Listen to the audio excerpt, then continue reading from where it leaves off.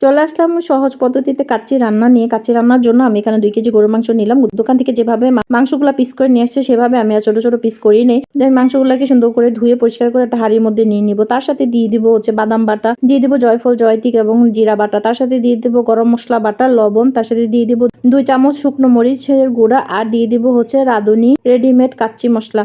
এখানে 2টা প্যাকেট থাকে, একটা প্যাকেটের আমি সব পুরো প্যাকেটটাই এখানে মশলাটা দিয়ে দিব। তার সাথে দিয়ে দিব টক দই এবং বেশ কিছু পরিমাণে তেল, আর দিয়ে দিব পেঁয়াজ কুচি। দিয়ে আমি ভালো করে মাংসের সাথে মশলাটা মাখাই নিব। আলতো হাতে সুন্দর করে মশলার সাথে মাখাই নিব। মাংস মাখানো হয়ে গেলে এর সাথে দিয়ে দিব টেস্টিং সল্ট, তার সাথে দিয়ে দিব যে প্যাকেটের আস্ত মশলাটা, এখানে অর্ধেকটা দিব আর বাকি অর্ধেকটা আমি চালের সাথে দিব। দিয়ে দিব 2 চামচ রসুন বাটা, 1 চামচ আদা বাটা, আর দিয়ে দিব 2 চামচ জিরার গুঁড়ো, 2 চামচ ধনিয়ার গুঁড়ো দিয়ে আমি মাংসটা ভালো করে মাখাই নিই। মাখানো হয়ে গেলে আমি মাংসটাকে আধা ঘন্টার জন্য ম্যারিনেটে রেখে তারপর আমি এটাকে চুলায় দিয়ে দিব। যখন বলক চলে আসবে আমি তখন এটাকে একটু নেড়ে চেড়ে নেবো। নেড়ে চেড়ে ঢাকনা দিয়ে ঢেকে দিব একটু নরম হওয়ার জন্য। তার মধ্যে মাঝখানে আমি ঢাকনাটাকে উঠিয়ে নেড়ে চেড়ে তার সাথে দিয়ে দিলাম টমেটো, আর দিয়ে দিব মাঝখান থেকে ভেঙে রাখা কাঁচামরিচ। এখন সুন্দর করে নেড়ে চেড়ে আমি ঢেকে লো হিটে রেখে দেবো মাংসটা নরম হওয়ার জন্য। অপর পাশে চুলায় আমি একটা কড়াই বসে দিব, তার সাথে তেল দিয়ে তার মধ্যে তেল দিয়ে আমি এখানে পেঁয়াজ দিয়ে পেঁয়াজটাকে একটু স্লো হিটে সময় নিয়ে ব্রাউন কালার করে ভেজে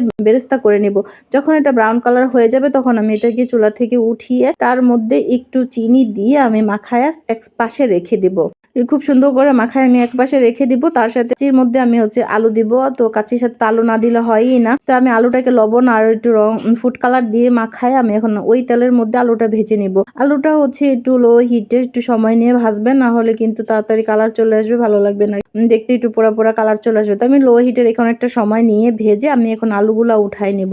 তো আমার আলুগুলা উঠানো হয়ে গেছে। আমি এখন দেখলাম যে ঢাকনাটা উঠিয়ে মাংসটার কি অবস্থা, নেড়ে চেড়ে আমি দেখলাম মাংসটা নরম হয়ে গেছে। তো আমি চুলাটাকে অফ করে অপর পাশে চুলা পানি বসাই দিলাম, রাইসের জন্য পানি বসাই দিলাম। পানি যখন গরম চলে আসছে তখন এর সাথে আমি আস্ত গরম মশলা দিয়ে দিব। প্যাকেটের অর্ধেক যে আস্ত মশলা রেখেছিলাম সে আস্ত মশলা বাকি অর্ধেকটা এখানে দিয়ে দিব। তার সাথে দিয়ে দিলাম তেল, দিয়ে আমি দিয়ে দেবো চালটাকে দিয়ে যখন 50% সিদ্ধ হবে তখন আমি চালটাকে ছেঁকে নিব। যখন চালটা ছাঁকা হয়ে যাবে এখন হচ্ছে বেশি তৈরি প্রসেসটা নিয়ে আসলাম। তো আমি এখন মাংস নিয়ে নেব। মাংসটাকে দিয়ে তার মধ্যে দিয়ে দিব হচ্ছে আলু দিয়ে বেরেস্তা দিয়ে তার সাথে দিয়ে দিব কিশমিশ এবং দিয়ে দিব হচ্ছে গুঁড়ো দুধ, দিয়ে আমি এর মধ্যে রাইস দিয়ে দিব। রাইসটাকে দিয়ে আলতো হাতে এটাকে নেড়ে সুন্দর করে পাতিলার মধ্যে ছড়াই দিব, না হলে কিন্তু রাইসগুলো ভেঙে যাবে।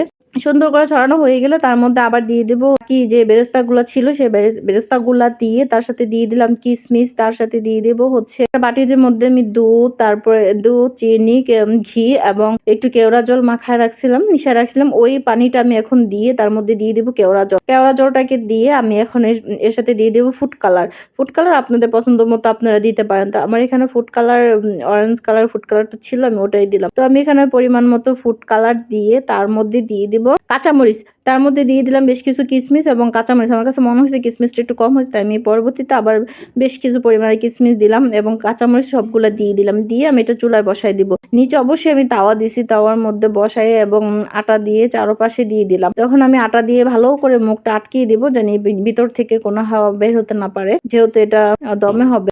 আমি এটা দিয়ে প্রায় 40 মিনিটের জন্য আমি এটা 40 মিনিট দমে রাখবো।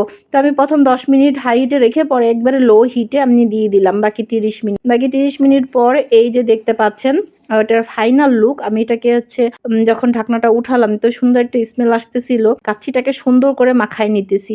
তো এই যে দেখতে পাচ্ছেন নিচে থেকে উঠে মাংসটাকে আমি আর মাংসটাকে সুন্দর করে রাইসের সাথে মাখাই নিয়ে এই যে প্লেটে বেড়ে নিতেছি। খুব সুন্দর একটা গ্রাম আসতেছিল এবং খেতেও আমি একটু মধ্যে একটু টেস্ট করলাম যে লবণটা হয়েছে কিনা, দেখলাম লবণটাও পারফেক্ট হয়েছে, খেতেও অনেক মজা হয়েছে। তো সহজে আপনারা যারা কাচ্চি রান্না করতে ভয় পান এভাবে রান্না করলে কাচ্চি নিচেও লেগে যাবে না, খেতেও অনেক টেস্ট হবে, পরিবারের সবাই অনেক পছন্দ করবে। তা আমার এই রান্না করা কাচ্চিটা খেয়ে সবাই অনেক পছন্দ করছে। আপনারাও খুব সহজে এভাবে রান্না করতে পারেন। এভাবে রান্না করলে নিচেও লাগবে না, পোড়ারও কোনো ভয় থাকবে না, সিদ্ধ হয় কি না হয় এরও কোনো ভয় থাকবে না। খুব অল্প উপকরণ দিয়ে খুব সহজে কাচ্চি রান্নাটা হয়ে যায়।